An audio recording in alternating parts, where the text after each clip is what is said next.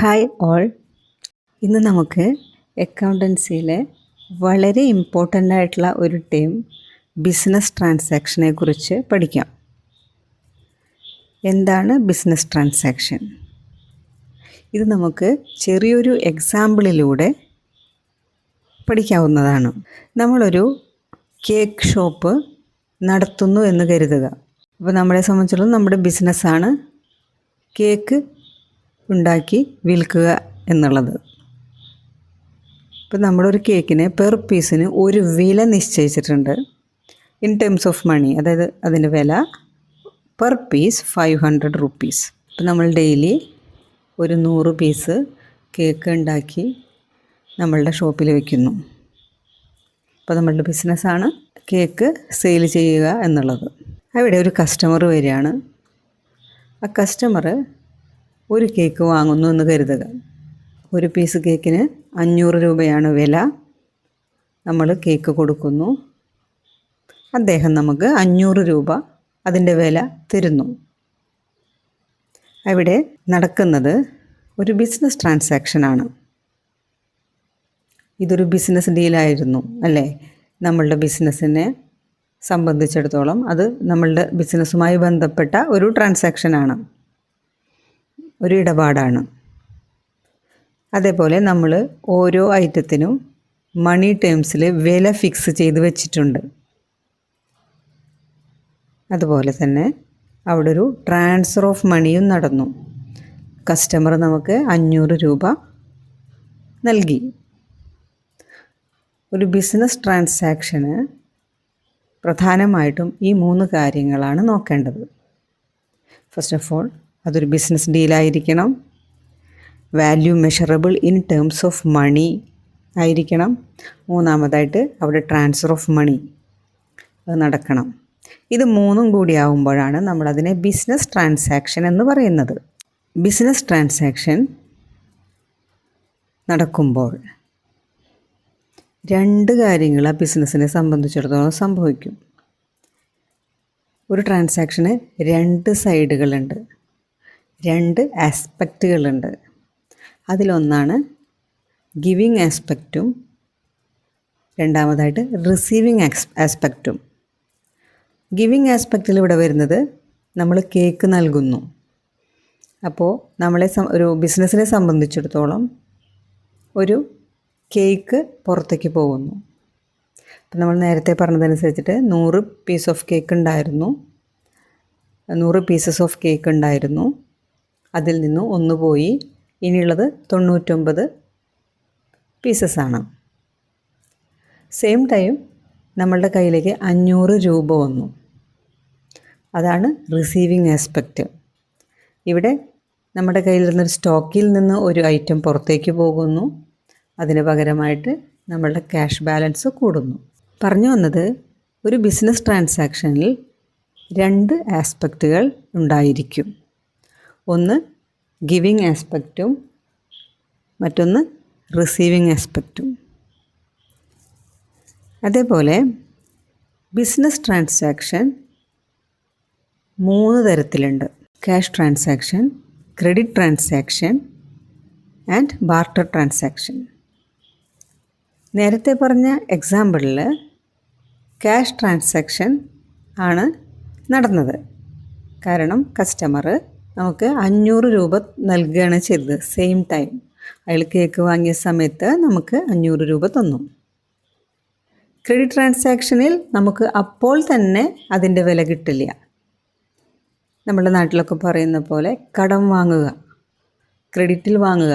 ചില ആളുകളൊക്കെ ഉണ്ട്, ഇപ്പോൾ ഗ്രോസറി വാങ്ങുകയാണെങ്കിൽ തന്നെ മന്ത് എൻഡിലൊക്കെയാണ് സെറ്റിൽ ചെയ്യുക.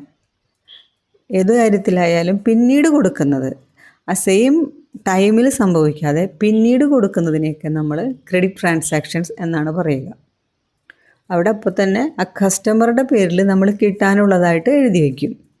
ഇപ്പോൾ നമ്മൾ കേക്ക് കൊടുത്തു, അയാൾ പൈസ തന്നില്ലെങ്കിൽ ആ പർട്ടിക്കുലർ കസ്റ്റമറെ നമ്മൾ മിസ്റ്റർ എക്സ് എന്ന് വിളിക്കാം. അപ്പോൾ മിസ്റ്റർ എക്സിൻ്റെ കയ്യിൽ നിന്ന് നമുക്ക് 500 രൂപ കിട്ടാനുണ്ട് എന്ന് നമ്മൾ പുസ്തകത്തിൽ എഴുതി വയ്ക്കും. അപ്പോൾ കിട്ടാനുള്ളതായിട്ട് 500 രൂപ നിൽക്കും. നമ്മളുടെ സ്റ്റോക്കിൽ നിന്ന് ഒരു പീസ് ഓഫ് കേക്ക് കുറയും. അതിനെയാണ് ക്രെഡിറ്റ് ട്രാൻസാക്ഷൻ എന്ന് പറയുന്നത്. ക്യാഷ് ട്രാൻസാക്ഷൻ, സെയിം മൊമെൻറ്റിൽ തന്നെ നമുക്ക് ക്യാഷ് കിട്ടുന്നു. ക്രെഡിറ്റ് ട്രാൻസാക്ഷനിൽ receipt of cash will take in the future, പിന്നീടാണ് നമുക്ക് അത് കിട്ടുന്നത്. മൂന്നാമതായിട്ട് പറയുന്ന ബാർട്ടർ ട്രാൻസാക്ഷൻ, അത് കേട്ടിട്ടുണ്ടായിരിക്കും. മണി കണ്ടുപിടിക്കുന്നതിന് മുൻപ് നിലവിലുണ്ടായിരുന്ന ഒരു ഇടപാടാണ് ബാർട്ടർ ട്രാൻസാക്ഷൻ. അതായത് sale of goods for goods ഇപ്പോഴും നടക്കുന്നുണ്ട്, പക്ഷേ അത് അങ്ങനത്തെ ട്രാൻസാക്ഷൻ അല്ല എന്ന് മാത്രം. ഇപ്പോൾ ഒരു ഫർണിച്ചർ ഷോപ്പുകാരന് ഒരു കമ്പ്യൂട്ടർ സെൻറ്ററിലേക്ക് അല്ലെങ്കിൽ കമ്പ്യൂട്ടർ വിൽക്കുന്ന ഒരു സ്ഥാപനത്തിലേക്ക് ഫർണിച്ചർ ഡിസ്ട്രിബ്യൂട്ട് ചെയ്യുമ്പോൾ അവർക്ക് ആവശ്യമുള്ള ഫർണിച്ചർ വാങ്ങുന്ന സമയത്ത് ഈ ഫർണിച്ചർ ഷോപ്പുകാരന് ഒരു കമ്പ്യൂട്ടർ ആവശ്യമുണ്ടെങ്കിൽ ആൾ എക്സ്ചേഞ്ചായിട്ട് ഈ ഫർണിച്ചറിൻ്റെ വില, അതായത് കറക്റ്റായിട്ട് ആ വില വരുന്ന രീതിയിൽ കമ്പ്യൂട്ടർ വാങ്ങും. സെയിം വിലയാണെങ്കിൽ മാത്രം, അല്ലെങ്കിൽ അതിൻ്റെ ബാലൻസ് അങ്ങോട്ടും ഇങ്ങോട്ടും സെറ്റിൽ ചെയ്യും. അല്ലെങ്കിൽ ഒരു ഗ്രോസറിക്കാരനാണെങ്കിൽ അതുപോലെ തന്നെ എന്തെങ്കിലും വേറെ ഐറ്റം വാങ്ങണം എന്നുണ്ടെങ്കിൽ അയാളുടെ കയ്യിലിരിക്കുന്ന ഗുഡ്സ് എന്താണോ അത് കൊടുത്തിട്ട് പകരം അയാൾ അയാൾക്ക് ആവശ്യമുള്ളൊരു ഗുഡ് വാങ്ങുകയാണ്. അതിനൊക്കെയാണ് ബാർട്ടർ സിസ്റ്റം എന്ന് പറയുക. പക്ഷേ ഇന്നത്തെ കാലത്ത് ആ സമ്പ്രദായം നിലവിലില്ല. ശരിയായ ബാർട്ടർ സിസ്റ്റം എന്ന് പറയുന്നത് ഇൻവെൻഷൻ ഓഫ് മണിക്ക് മുൻപാണ് ഉണ്ടായിരുന്നത്. നമ്മൾ കേട്ടിട്ടുണ്ടായിരിക്കും, അപ്പോൾ അരി ഒരാളുടെ കയ്യിൽ കൂടുതലുണ്ടെങ്കിൽ അയാൾക്ക് പച്ചക്കറി വാങ്ങണം എന്നുണ്ടെങ്കിൽ പച്ചക്കറി വിൽക്കുന്ന ഒരാളെ തേടി നടക്കണം ആൾക്ക്. അതേസമയം ആ പച്ചക്കറി വിൽക്കുന്ന ആൾക്ക് അരി ആവശ്യമുണ്ടായിരിക്കണം. അപ്പോൾ കോയിൻസിഡൻസ് സംഭവിച്ചാൽ മാത്രമേ അവിടെ വിൽപ്പന നടക്കുന്നുള്ളൂ, ആ ട്രാൻസാക്ഷൻ നടക്കുന്നുള്ളൂ. അപ്പോൾ അത്തരം കുറേ ബുദ്ധിമുട്ടുകൾ ബാർട്ടർ സമ്പ്രദായത്തിലുണ്ടായിരുന്നു.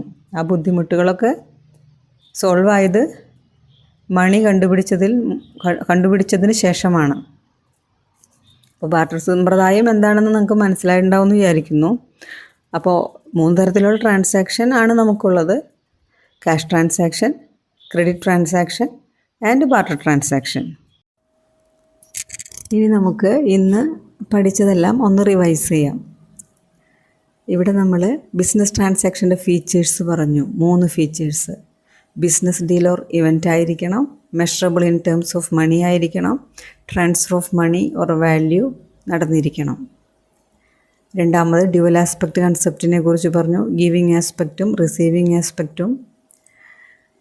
ഡ്യുവൽ ആസ്പെക്റ്റിലൂടെ സ്ഥാപനത്തിൻ്റെ കോമ്പോസിഷൻ ഓഫ് അസറ്റ്സ് ഓർ ലയബിലിറ്റീസിൽ ചേഞ്ച് വരുന്നതായിരിക്കും. ഇവിടെ അസറ്റിലാണ് ചേഞ്ച് വന്നത്. സ്റ്റോക്കിൽ നിന്ന് ഒരു കേക്ക് കുറയുകയും ക്യാഷ് ബാലൻസ് കൂടുകയും ചെയ്തു. മൂന്നാമതായിട്ട് ടൈപ്സ് ഓഫ് ബിസിനസ് ട്രാൻസാക്ഷനെ കുറിച്ച് പറഞ്ഞു. Cash, credit and barter. Cash ട്രാൻസാക്ഷനിൽ നമുക്ക് പെട്ടെന്ന് തന്നെ അതിൻ്റെ വാല്യൂ ലഭിക്കുന്നു. ക്രെഡിറ്റ് ട്രാൻസാക്ഷനിൽ നമുക്ക് അതിൻ്റെ വാല്യൂ കിട്ടുന്നത് പിന്നീടാണ്. മൂന്നാമതായിട്ട് പറഞ്ഞത് ബാർട്ടർ ട്രാൻസാക്ഷനാണ്. ബാർട്ടർ ട്രാൻസാക്ഷൻ എന്ന് പറയുന്നത് ഗുഡ്സ് എക്സ്ചേഞ്ചർ ഫോർ ഗുഡ്സ് ആണ്. അവിടെ ക്യാഷിൻ്റെ കാര്യം വരുന്നില്ല. അപ്പോൾ ഇന്ന് പറഞ്ഞതെല്ലാം മനസ്സിലായിട്ടുണ്ടാവും എന്ന് കരുതുന്നു. എന്തെങ്കിലും സംശയമുണ്ടെങ്കിൽ കമൻറ്റിലൂടെ അറിയിക്കാവുന്നതാണ്. എല്ലാവർക്കും നന്ദി.